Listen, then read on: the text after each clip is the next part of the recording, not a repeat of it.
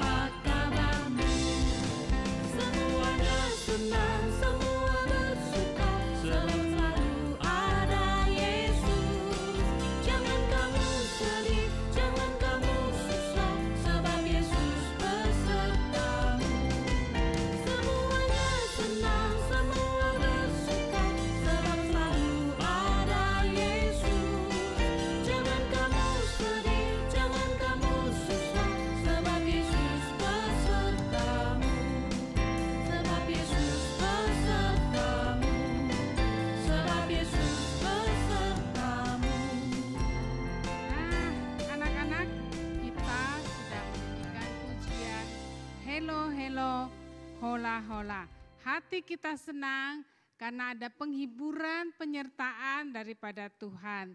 Kita tidak akan sedih, kita tidak akan susah karena ada Yesus beserta kita. Nah anak-anak, hari ini Lause mau mengajar satu pujian baru untuk anak-anak kelas kecil ya. Nah, yang kelas tengah dan yang kelas besar kalau mau belajar juga bisa ikut bersama-sama. Kita nyanyikan pujian Jari-jari berdoa. Anak-anak kita pakai gerakan bersama-sama ya. Anak-anak boleh lihat Lause menggerakkan tangan. Siapkan tangan kanannya. King kong, ini jari kelingking.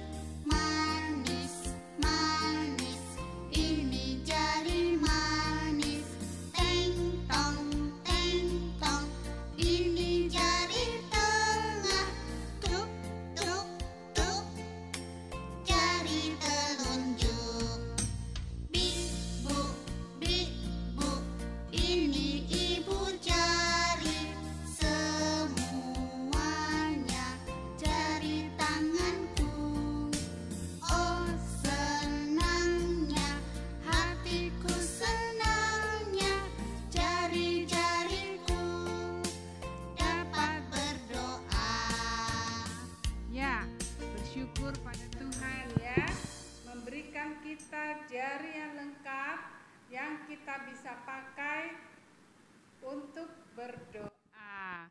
Ya anak-anak, kita lipat tangan kita berdoa. Ya. Bapa di surga, kami bersyukur hari ini kami datang kembali ke rumah-Mu. Kami bisa berkumpul kembali untuk beribadah. Hati kami senang karena Tuhan telah memberkati hidup kami. Setiap hari dapat kami lalui dengan baik. Kami bersyukur kepadamu untuk tubuh yang sehat, anggota tubuh yang Tuhan berikan lengkap, dan semuanya berfungsi dengan baik. Kami bersyukur kepadamu ya Tuhan. Tuhan, kami akan memulai sekolah minggu kami pagi ini. Kami mohon Tuhan menolong sehingga kami dapat mengikutinya dengan baik. Kami bersukacita ketika memuji nama-Mu, dan kami diberkati ketika mendengar firman-Mu. Kami mengerti apa yang Tuhan inginkan dari kami, dan kami mau mentaati ajaran firman-Mu.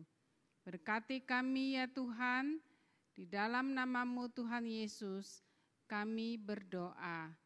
Amin. Nah, anak-anak, Tuhan begitu baik kepada kita. Tuhan begitu sayang kepada kita. Ya, kasih Tuhan tidak bisa terukur dengan apapun juga yang ada di dunia ini.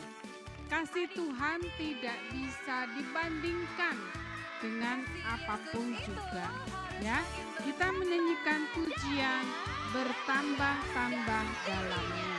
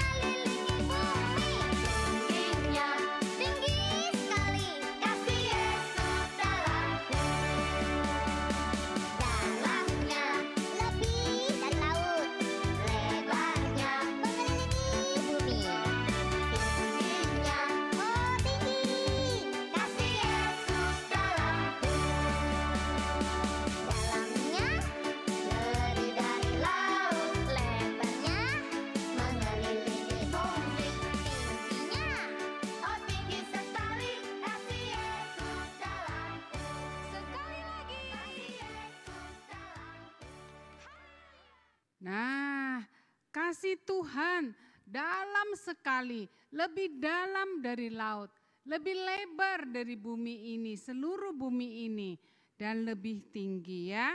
Nah, kasih Tuhan begitu besar, tidak sia-sia kita menjadi anak Tuhan. Bersyukur malahan kalau Tuhan memilih kita, sudah mengambil kita menjadi anaknya. Kita bersyukur dan kita mau berjalan dengan Tuhan setiap hari, setiap saat. Kita nyanyikan pujian Walking with Jesus. Walking with Jesus, walking every day, walking all the way, walking with Jesus, walking with Jesus today.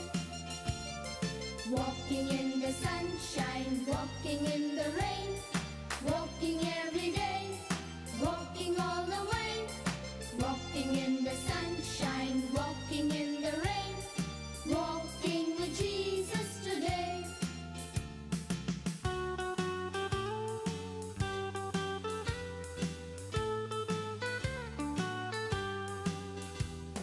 Praying with Jesus, praying every day, praying all the way, praying with Jesus, praying with Jesus today. Praying in the sunshine, praying in the rain, praying every day, praying all the way, praying in the sunshine, praying in the rain, praying with Jesus today. Nah, anak-anak, setiap hari berjalan bersama Tuhan. Maksudnya apa? Apa yang harus kita lakukan? Masa tiap hari berjalan bagaimana, Lause? Tuhan kan tidak kelihatan. Nah, kita bisa berjalan bersama dengan Tuhan melalui anggota tubuh kita yang sudah Tuhan berikan. Kita berikan bekerja untuk Tuhan. Kita nyanyikan pujian Tanganku Kerja Buat Tuhan. Yuk, anak-anak berdiri, kita menyanyikannya sambil bergerak, ya, sambil memperagakan pujian ini. Yuk, kita nyanyikan Tanganku Kerja Buat Tuhan. Tanganku kerja buat Tuhan, mulutku memuji namanya, kakiku berjalan cari jiwa, upahku besar di surga. Tanganku kerja buat Tuhan, mulutku memuji namanya, kakiku berjalan cari jiwa, upahku besar di surga. Ya, tangan kita bekerja buat Tuhan, mulut kita memuji namanya, kaki kita berjalan cari jiwa, dan Tuhan akan memberi kita upah yang besar. Nah, anak-anak, kita akan bersama-sama mendengarkan firman Tuhan yang hari ini tentang Ezra mengajarkan firman Allah. Yuk, sebelum kita mendengar firman Tuhan, kita lipat tangan sekali lagi, kita berdoa. Mari kita berdoa. Tuhan, kami sudah menyanyikan beberapa pujian. Kiranya Engkau berkenan akan puji-pujian yang kami panjatkan, dan kami bersyukur karena melalui puji-pujian kami tahu apa yang harus kami lakukan. Terima kasih Tuhan. Sekarang kami akan mendengarkan firman-Mu. Tuhan, ajar kami bisa mengerti apa yang diajarkan, dan kami semakin mencintai cerita-cerita dari firman Tuhan, karena firman-Mu mengajarkan kami bagaimana kami harus hidup sesuai dengan kehendak-Mu. Tolong kami Tuhan, di dalam nama-Mu Tuhan Yesus kami berdoa. Amin. Nah, anak-anak, kita kembali lagi akan belajar tentang kehidupan bangsa Israel. Nah, anak-anak sudah banyak mendengar tentang bangsa Israel, ya. Bangsa Israel adalah bangsa yang khusus dipilih oleh Tuhan menjadi anaknya. Satu hak istimewa, Tuhan panggil mereka. Apakah mereka lebih baik dari bangsa lain? Tidak. Mereka tidak lebih baik, tetapi Tuhan pilih mereka. Kenapa Tuhan pilih mereka? Nah, nanti kita tanya ke Tuhan ya. Kalau sudah bertemu Tuhan, kenapa kok pilihnya bangsa Israel? Kenapa Tuhan tidak pilih bangsa lain? Nah, itu adalah hak Tuhan untuk memilih siapa yang Tuhan mau. Nah, bangsa Israel seperti tadi Lause bilang, bangsa Israel bukan bangsa yang paling baik, bukan bangsa yang selalu patuh kepada Tuhan. Mereka seringkali melawan Tuhan, padahal Tuhan sudah sangat baik kepada mereka, memberkati hidup mereka dengan begitu banyak hal-hal yang baik, misalnya makanan mereka berlimpah, ternak mereka begitu banyak, mereka tidak miskin. Begitu baik Tuhan jaga, kesehatan mereka juga sangat baik. Tetapi bangsa Israel tetap saja seringkali tidak patuh kepada Tuhan. Tuhan bilang, ayo harus rajin baca firman Tuhan. Mereka tidak rajin. Tuhan bilang, jangan menyembah patung-patung. Mereka menyembah patung-patung. Banyak hal, dosa-dosa yang mereka lihat dari bangsa lain, mereka ikut melakukannya. Nah, banyak hal yang bangsa Israel tidak setia kepada Tuhan. Akhirnya Tuhan menghukum mereka. Nah, satu waktu melalui bangsa Babel, ya, satu bangsa yang berkuasa pada saat itu, bangsa yang punya senjata yang lengkap, yang banyak prajurit yang gagah perkasa, mereka datang menyerang ke Yerusalem, tempat tinggal bangsa Israel. Terus apa yang mereka lakukan? Mereka menghancurkan kota Yerusalem, mereka membakar rumah-rumah penduduk, dan anak-anak lihat, mereka mengangkut barang-barang di rumah Tuhan, barang-barang yang suci. Mereka tidak peduli karena mereka tidak takut Tuhan. Mereka ambil, mereka bawa semuanya. Barang-barang di rumah Tuhan itu terbuat dari emas, barang yang bagus dan bernilai. Semua diangkat oleh mereka. Dibawa kemana? Ya dibawa ke negerinya, ke kota Babel, ke kerajaan Babel. Nah, terus penduduknya bagaimana? Oh, penduduknya juga ada yang melawan, ya dibinasakan, dibunuh. Tetapi yang tidak melawan kemudian diangkat. Semua ditawan lalu dibawa ke Babel. Dijadikan apa? Tidak mungkin dikasih pekerjaan yang baik. Kamu jualan makanan, nanti kita beli. Tidak mungkin.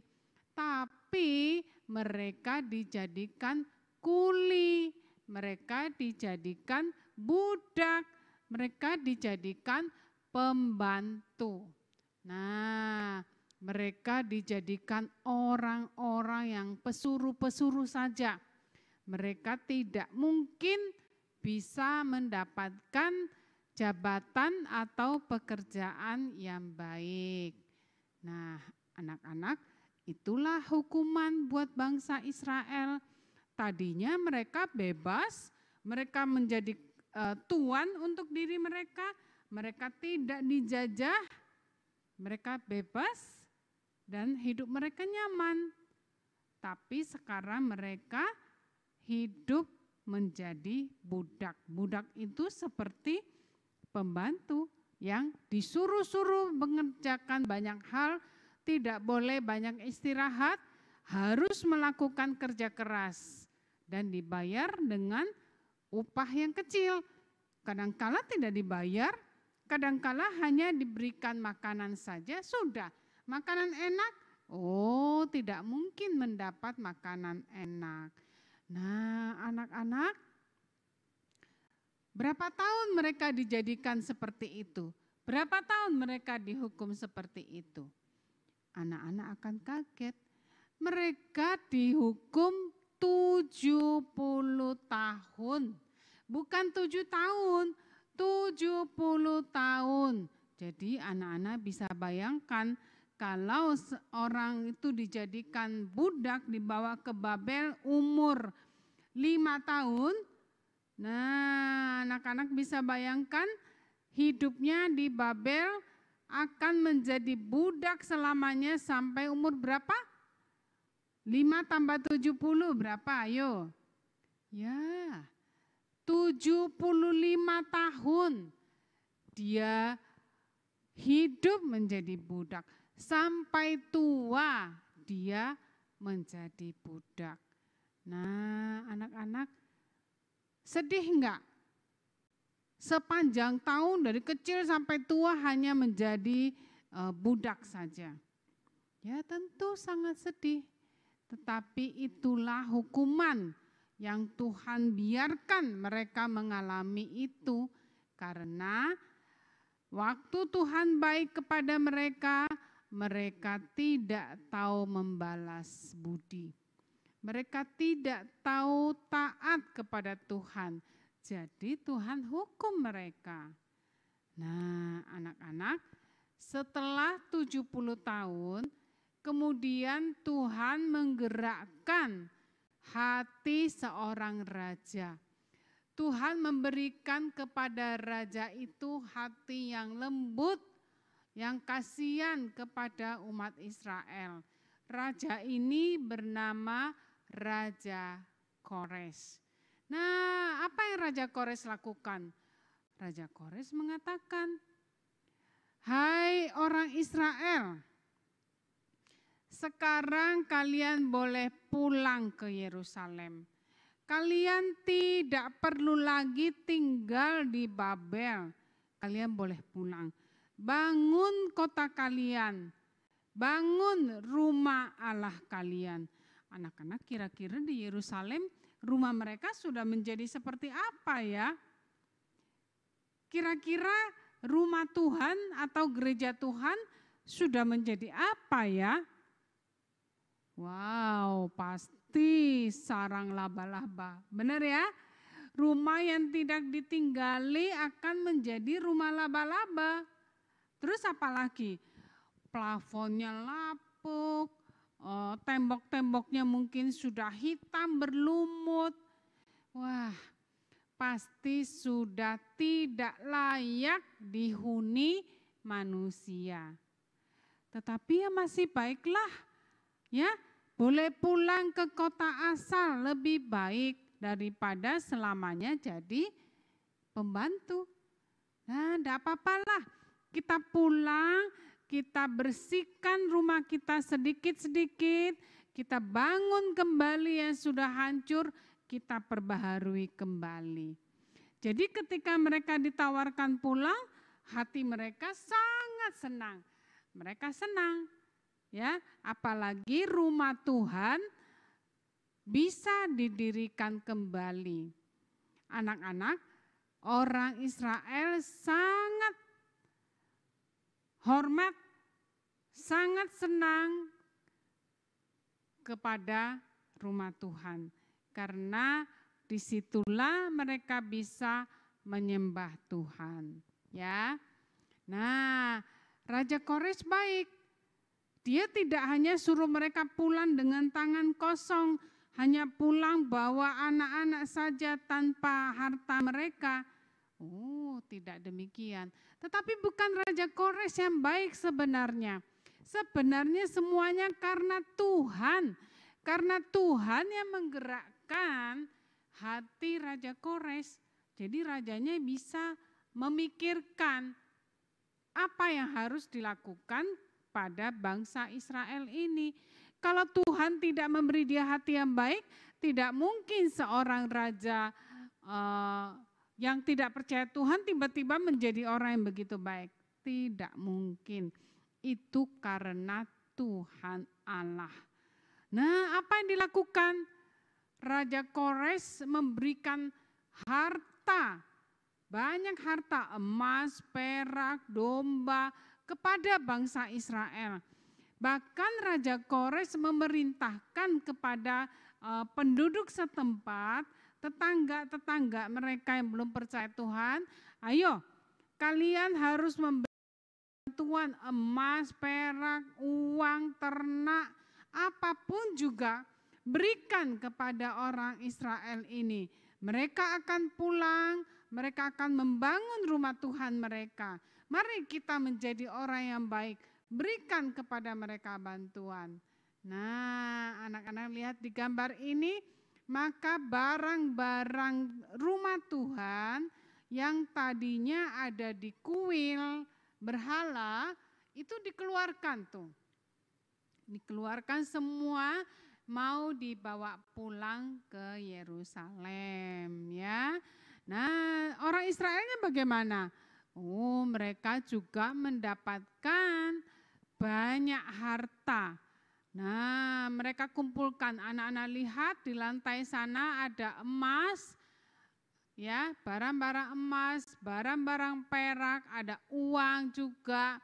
Mereka boleh bawa pulang semuanya ke kampung halaman mereka, ke Yerusalem. Sungguh luar biasa ya, mereka dengan senang hati menerima rencana ini.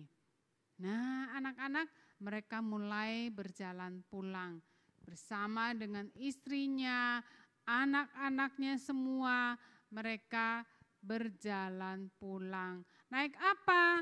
Ya, naik onta. Mungkin ada yang bawa keledai juga, tetapi sebagian besar juga berjalan kaki. Jarak antara kerajaan Babel sampai mereka pulang ke Yerusalem itu jauh sekali. Jadi anak-anak jangan berpikir sehari 2 hari sudah sampai. Tidak.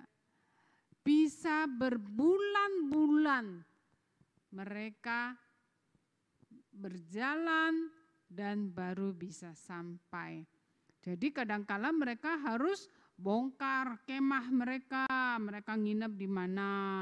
Nanti besok pagi bangun, rapikan lagi, tata lagi. Jadi capek loh, capek bongkar kemah, tidur, besok pagi bangun, bongkar lagi, bawa lagi, belum lagi berjalan kaki.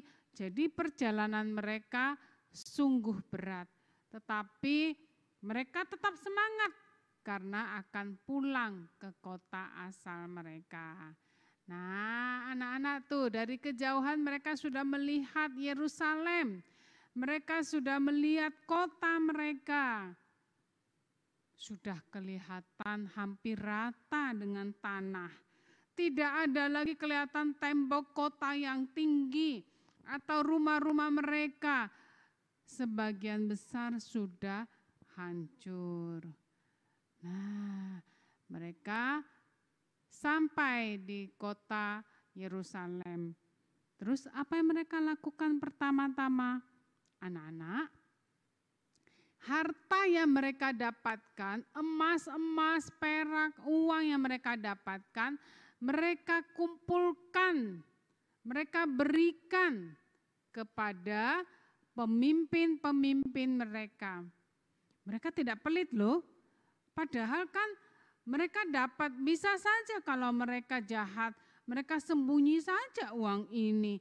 Jangan semua kasih ke pemimpin-pemimpin. Jangan semua diberikan untuk membangun rumah Tuhan, jangan. Aduh, kita kan juga butuh uang. Udah sembunyi-sembunyi. Anak-anak, mereka tidak berpikir begitu. Mereka berikan sebagian besar yang mereka punya. Untuk apa dikumpulkan? Supaya bisa membangun rumah Tuhan. Mereka sangat mencintai rumah Tuhan. Jadi yang pertama-tama rumah Tuhan harus dibangun juga, ya. Harus dikumpulkan uang supaya rumah Tuhan dibangun. Jadi bukan hanya rumah mereka saja yang perlu dibangun, rumah Tuhan juga harus dibangun.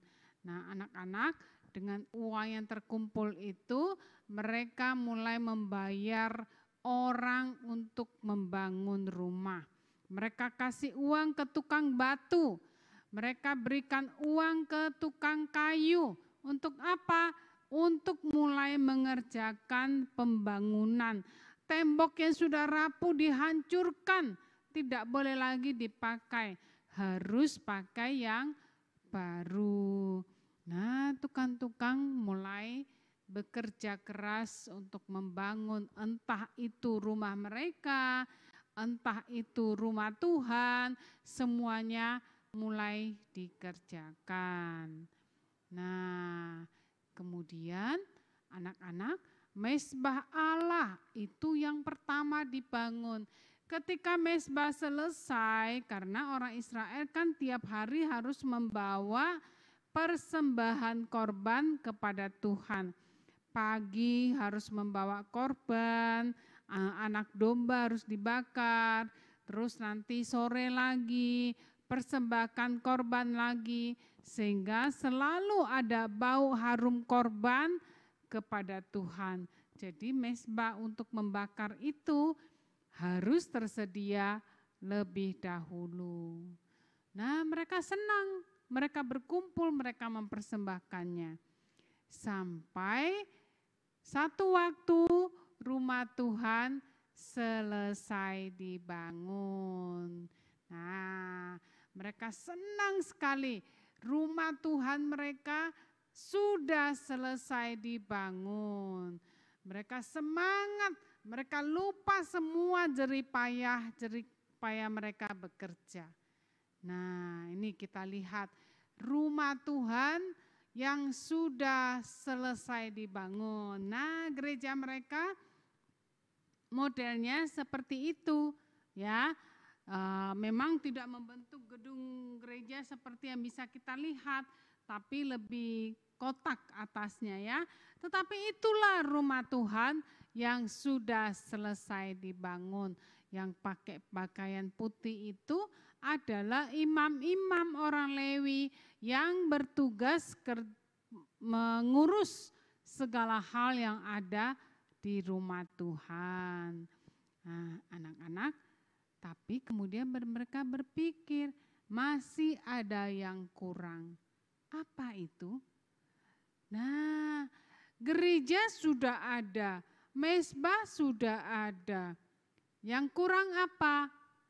Yang kurang adalah pengajar hukum Taurat.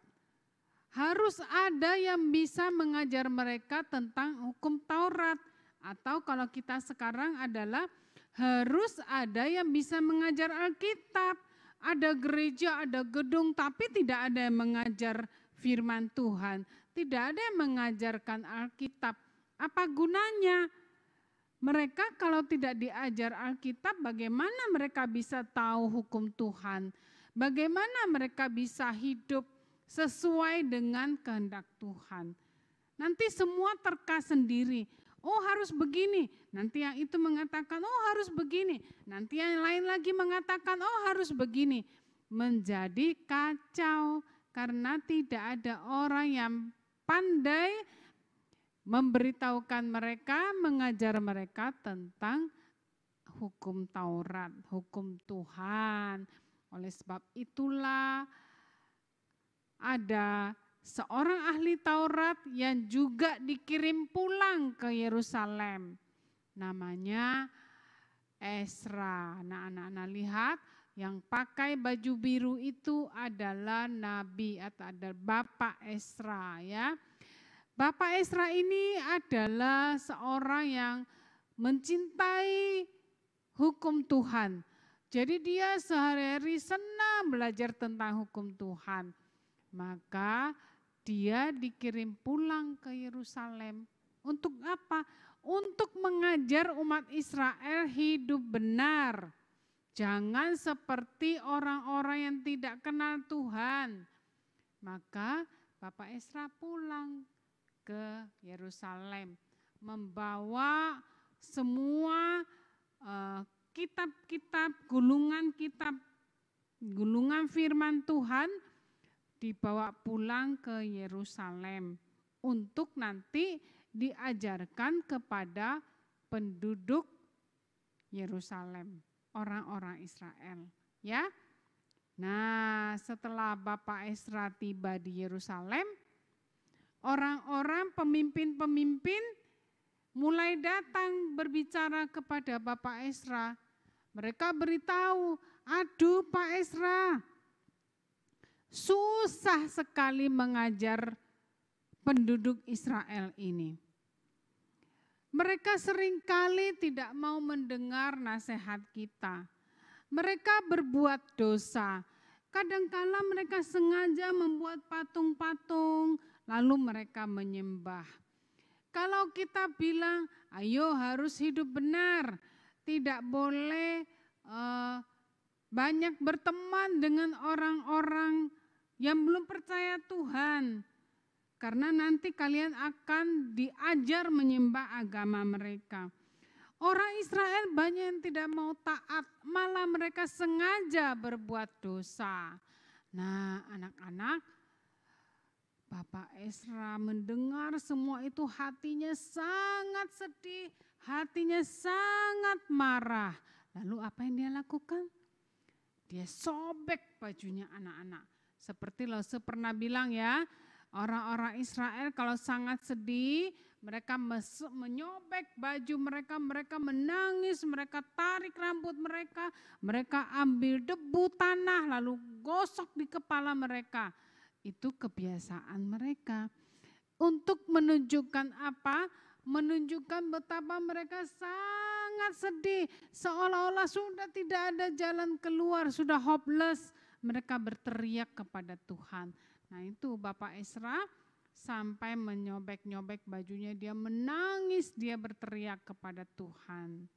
Nah anak-anak, setelah itu apa yang dia lakukan? Setelah dia menangis, dia berdoa, dia berteriak kepada Tuhan, sekarang dia bangkit berdiri. Dia marah kepada semua orang Israel. Dia tidak peduli siapa saja. Dia tidak peduli tua, muda, anak-anak, semua dimarah oleh Bapak Ezra. Dia menegur mereka, dia mengingatkan mereka tentang firman Tuhan. Nah, setelah itu apa yang terjadi? Anak-anak, firman Tuhan membawa perubahan. Orang-orang Israel ini menyesal dengan dosa-dosa mereka. Sekarang mereka janji di hadapan Bapak Ezra, kami mau setia, kami mau membuang segala dosa kami akan meninggalkan semua cara hidup yang salah. Kami mau ikut Tuhan dengan setia. Asal Bapak Ezra mengajar kami firman Tuhan. Nah anak-anak, akhirnya di bawah bimbingan Bapak Ezra, Imam Ezra ini, maka orang Yahudi kembali hidup benar. Mereka rajin belajar Taurat, mereka rajin belajar firman Tuhan, dan mereka diubahkan hidupnya. Jadi sekarang Tuhan sangat senang melihat perubahan hidup mereka. Nah anak-anak, dari sini kita melihat firman Tuhan, jangan kalian melihat firman Tuhan hanya sebagai sebuah buku. Tetapi firman Tuhan itu perkataan Tuhan di dalam Alkitab. Perkataan Tuhan itu akan merubah orang yang berdosa. Jikalau mereka mendengarnya, mereka mau menerima perkataan Tuhan, maka mereka bisa berubah dari orang yang paling jahat akan menjadi orang yang baik. Itu kehebatan kuasa perkataan firman Tuhan. Karena di dalam Alkitab memang mengatakan, kita baca bersama-sama ya, 2 Timotius pasal yang ketiga ayat 16 hingga ayat yang ke-17. Di sana anak-anak bisa lihat bahwa segala tulisan yang diilhamkan Allah memang bermanfaat untuk mengajar, untuk menyatakan kesalahan, untuk memperbaiki kelakuan, untuk mendidik orang dalam kebenaran. Itu tujuannya Alkitab diberikan. Untuk beritahu kamu, hei kamu salah loh. Untuk mengajarkan kamu, kita harus bagaimana. Nah, semuanya ada di dalam firman Tuhan. Anak-anak, besar sekali kuasa firman Tuhan. Kalian bisa belajar firman Tuhan baik-baik dan kelak kalian memakai firman Tuhan untuk berbicara kalau mau merubah seseorang. Tidak usah tunggu kalian dewasa juga. Sekarang juga bisa kalian belajar firman Tuhan baik-baik. Kalau kalian melihat teman-teman ada yang begitu nakal, kalian juga bisa bercerita kepada mereka, mengajak mereka menjadi orang yang baik dengan cerita dari firman Tuhan. Nah, satu hari ada seorang anak kecil di negara Afrika. Anak kecil ini sering dipanggil dengan nama si Upik. Dan kalian tahu ya, di Afrika itu bahkan dari anak-anak kecil mereka sudah dijual sebagai budak-budak, sebagai pembantu-pembantu, dijejerkan di jalan, lalu orang-orang kaya lewat, lalu milih mereka mau budak yang mana. Kemudian setelah dibeli, budak itu dibawa ke rumah tuannya dan mulai bekerja. Nah, zaman dulu budak-budak itu banyak yang buta huruf, mereka tidak bisa membaca. Tapi si Upik ini bisa membaca. Dia selalu menyimpan sebuah Alkitab kecil, Alkitab berwarna biru ya, seperti itu yang Perjanjian Baru.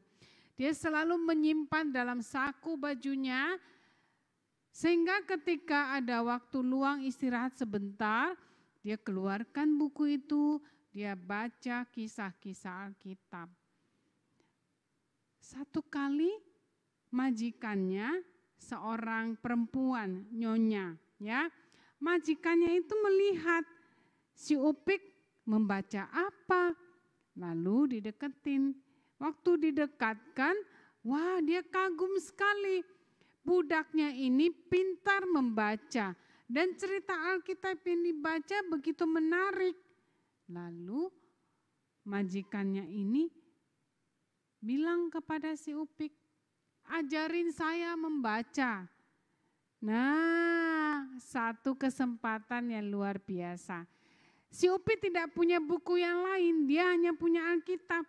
Sehingga dengan memakai Alkitab itu dia mengajar majikannya cara membaca. Nah, anak-anak, lama-lama majikannya sudah pintar membaca. Lalu dia sering meminjam Alkitab si Upik. Dia baca, cerita-cerita Alkitab begitu menarik dia dengar. Dia baca-baca dan mengetahui banyak tentang Tuhan Yesus. Anak-anak tahu apa yang terjadi? Akhirnya majikannya percaya kepada Tuhan Yesus. Dia mau mengikut Tuhan Yesus sebagai murid Tuhan. Nah, luar biasa bukan? Pengaruh Alkitab, pengaruh firman Tuhan menyelamatkan orang yang belum percaya menjadi percaya. Sehingga orang itu pun bisa dibawa masuk ke dalam kerajaan sorga. Nah, anak-anak, kita belajar dari mereka. Kita belajar dari Imam Esra, mencintai firman Tuhan dan mengajar orang banyak tentang firman Tuhan. Kita lihat si Upik, dia memakai firman Tuhan, membawa majikannya boleh percaya kepada Tuhan.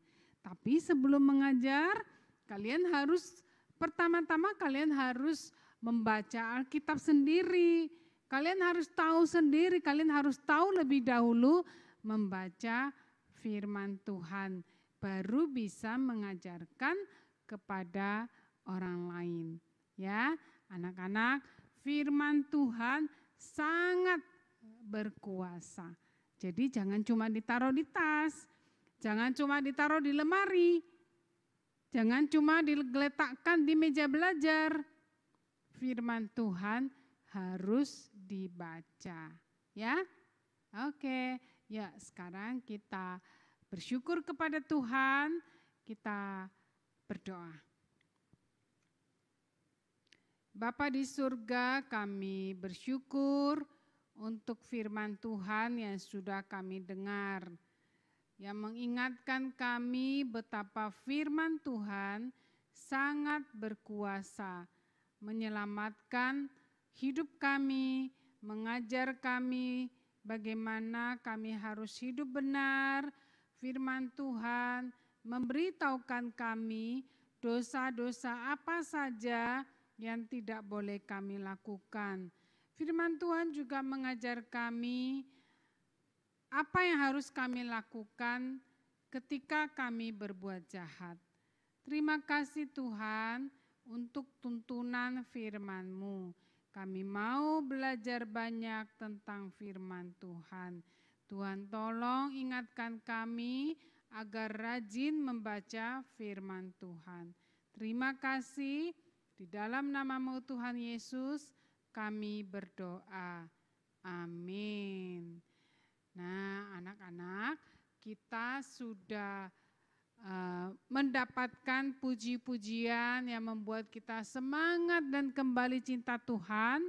Kita sudah mendengarkan firman Tuhan, tiba saatnya kita berterima kasih kepada Tuhan dengan memberikan persembahan. Ya, anak-anak ingatkan kepada orang tua untuk memberi persembahan kepada Tuhan. Ya, sambil kalian menyanyikan pujian, aku bawa dan berikan persembahanku. Ya.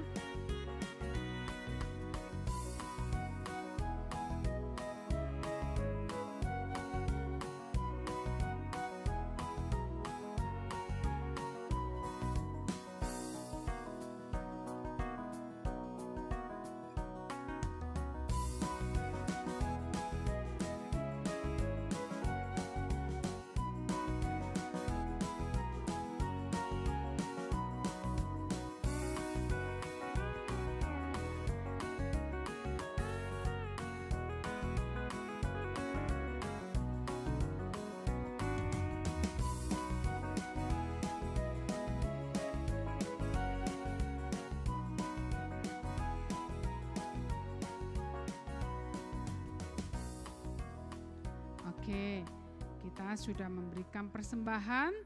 Sekarang kita akan menutup ibadah kita. Sekali lagi, Lause ajak kalian berdiri semuanya.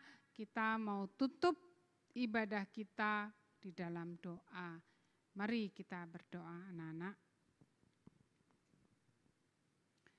Bapa di surga, terima kasih karena berkat-Mu memelihara kami sehingga kami bisa memberikan persembahan kepadamu. Hidup kami berjalan baik, makanan yang tersedia bagi kami cukup, kami masih bisa mendapatkan perlengkapan yang diperlukan untuk sekolah kami walaupun melalui online.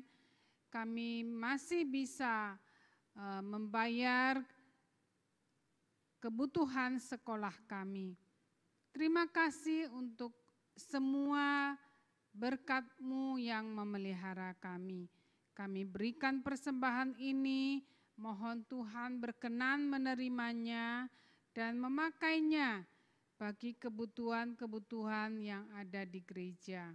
Di dalam nama-Mu Tuhan, kami berdoa mengucap syukur untuk persembahan ini, dan kami juga akan menyelesaikan ibadah ini. Tuhan juga memberkati kami untuk rencana-rencana kami selanjutnya, tugas-tugas yang akan kami lakukan, kebersamaan dengan keluarga, semuanya Tuhan berkati sehingga kami tidak melakukan dosa apapun di dalam kehidupan kami sehari-hari. Dengar doa kami Tuhan, di dalam nama-Mu Tuhan Yesus kami berdoa. Amin.